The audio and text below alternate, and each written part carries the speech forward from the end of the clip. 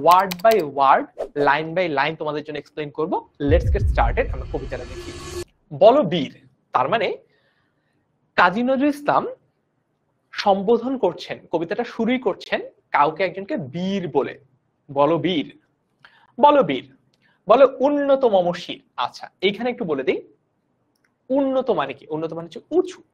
এখন তোমরা বলতে পারো ভাইয়া উন্নত মানে উঁচু হলো কিভাবে? মনে করো আমরা যদি একটু অঙ্কের খাতায় যাই, এটা মনে করো এক্স আর ওয়াই অক্ষ। এখন বাংলাদেশের জিডিপি, ঠিক আছে, বাংলাদেশ তো একটা উন্নয়নশীল রাষ্ট্র, বাংলাদেশ তো উন্নত রাষ্ট্র না। বাংলাদেশের জিডিপি মনে হচ্ছে এইটা, মনে করো আমাদের মাথা পিছু আয় হচ্ছে এইটা। এখন জাপানের মাথা পিছু আয় মনে করো এইটা, ঠিক আছে, আর এটা হচ্ছে জাপান, এই জে লিখলাম, এটা বাংলাদেশ বি লিখলাম, আর এটা মনে করো ইউএসএ, ঠিক আছে, ইউ লিখলাম। এইবার দেখো তো যেটা উন্নত সেটা কি উঁচু কিনা?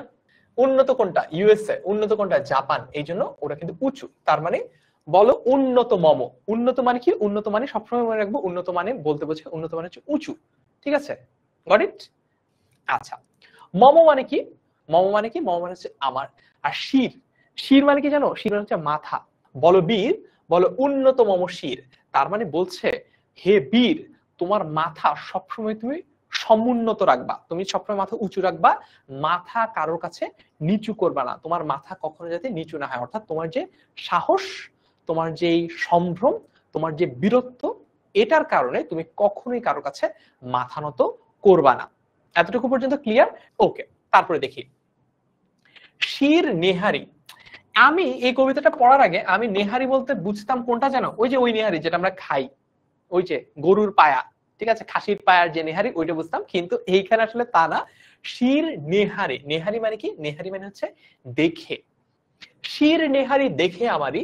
নেহারি মানে কি? নেহারি মানে হচ্ছে দেখে। তার মানে তোমার এই উন্নত মস্তক, তোমার এই মাথা দেখে নতশির ওই শিখর হিমাদ্রির। তার মানে তোমার আত্মসম্মান বোধ, তোমার সাহস, তোমার বীরত্ব এত সুমহান হবে, তোমার মাথা একদম সবসময় এমন সোজা এইভাবে তটস্থ থাকবা, ঠিক আছে, একদম সোলজারের মতো থাকবা, যাতে সবচেয়ে উঁচু যে শিখর হিমালয়, সেই হিমালয়ও তোমাকে দেখে তার মাথা নত করে।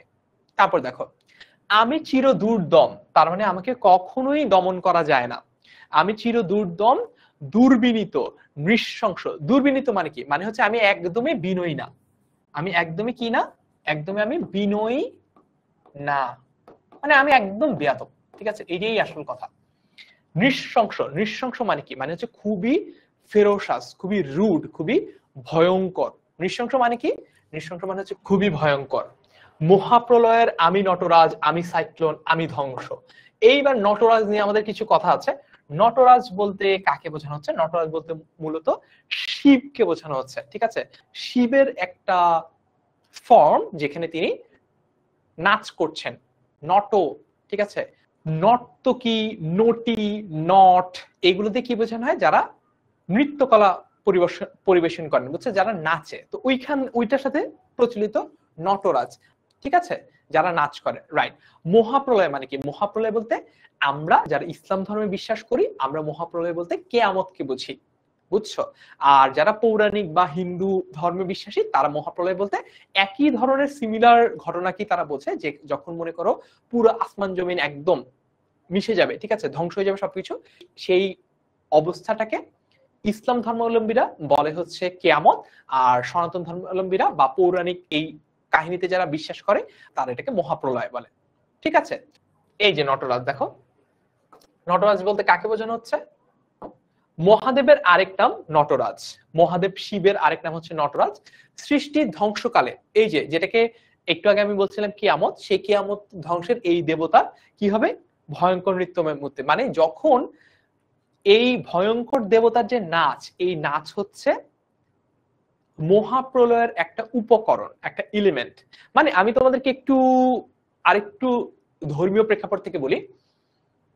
ইসলাম ধর্মে কিয়ামতের কিছু আলামত আছে না? ওটা তো আমরা জানি মোটামুটি আলামত গুলা কি কি। তার পাশাপাশি একটা কথা বলা আছে যে যখন ইসরাফিল আলাইসাল্লাম তার সিংগায় ফু দিবেন, তখন কিয়ামত হবে। একই রকম ভাবে যারা হিন্দু ধর্মাবলম্বী, তাদের কথা হচ্ছে এই মহাদেব নটরাজের যে নাচ, সেই নাচটা হচ্ছে কিসের সাথে সম্পর্কিত? মহাপ্রলয়ের সাথে সম্পর্কিত। নটরাজ হচ্ছে মহাপ্রলয়ের একটা প্রতীক। নটরাজ যখন নাচে, ওই নাচ হচ্ছে একটা তাণ্ডব নৃত্য, মানে তার নাচের সাথে ধ্বংসলীলা সম্পর্কিত, মানে এমন নাচা নাচে যে পুরা পৃথিবী ভেঙে চুরে তছনছ ধ্বংস হয়ে যাবে, বুঝছো? এই জন্যই বলা হচ্ছে মহাপ্রলয়ের তাণ্ডব নৃত্য। এখন যে জিনিস আমি বোঝানোর চেষ্টা করছি, কাজী নজরুল ইসলাম নিজেকেই নটরাজের সাথে কি করছেন? নিজেকেই নটরাজের সাথে তুলনা করছেন।